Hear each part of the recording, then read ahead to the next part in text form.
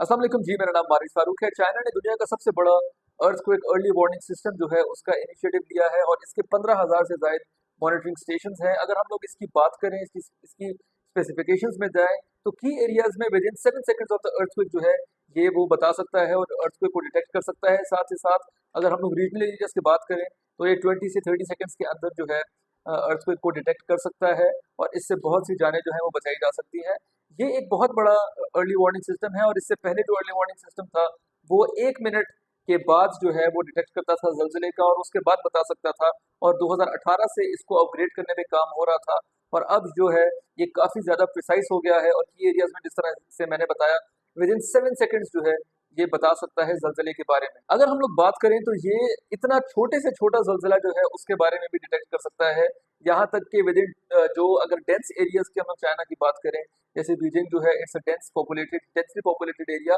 तो वहाँ जो है ये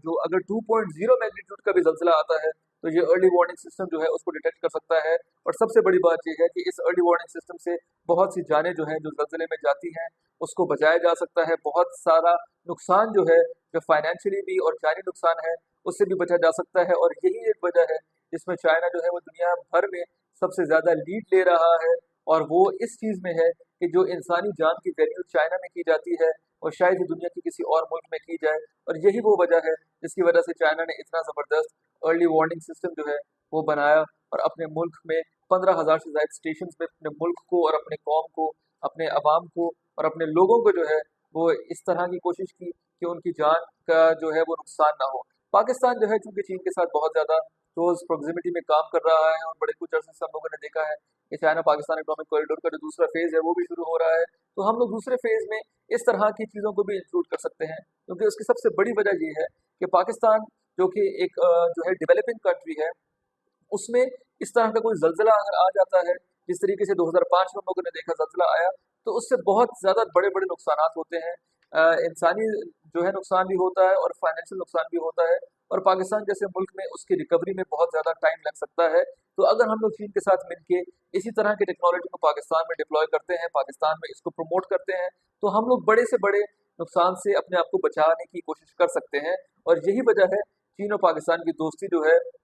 वो इस तरह की है कि अगर पाकिस्तान चीन से इस ज़मरे में कोई मदद मांगेगा तो चीन पाकिस्तान को इनकार नहीं करेगा। और सेकंड फेज में हम लोगों ने देखा कि टेक्नोलॉजिकल एडवांसमेंट, ट्रेड और इस तरह की चीज़ों के ऊपर ज़्यादा फोकस है, तो चीन और पाकिस्तान मिलके इस पे भी काम कर सकते हैं। और ये अर्ली वार्निंग सिस्टम जो है वो पाकिस्तान के अगर छोटे शहरों में नहीं तो अपने पाकिस्तान की जो मेजर 10 से 12 बड़े शहर हैं उनको स्टार्ट के तौर पे और टेस्टिंग मोड के तौर पे उन ममालिक में उन शहरों में जो है उसको डिप्लॉय किया जा सकता है। पाकिस्तान का मेजर नुकसान जो है वो ज़लज़ले से उन इलाकों में होता है जहाँ से चाइना पाकिस्तान इकोनॉमिक कॉरिडोर का जो रूट है वो गुजर रहा है, जिसमें मेनली अगर हम लोग गिलगित की बात करें और ख़त्म होता है गवादर के ऊपर। तो ये दो ऐसे एरियाज हैं जहाँ टेक्नोलॉजी थोड़ी बहुत कम है as compare to the urban cities of Pakistan. तो इस तरह की टेक्नोलॉजी को यहाँ डिप्लॉय करने से पाकिस्तान जो है वो अपना इंफ्रास्ट्रक्चर भी बचा सकता है और अपने लोगों की जान भी जो है बचा सकता है। एक दफ़ा फिर चाइना को बहुत बहुत मुबारकबाद, उन्होंने इस तरह का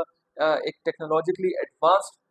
जो है वो डिटेक्शन सिस्टम जो है वो बनाया है, जिससे ना सिर्फ चाइना को बल्कि फ्यूचर में पूरी मैनकाइंड को फायदा होगा। आई होप आपको मेरी वीडियो पसंद आई होगी।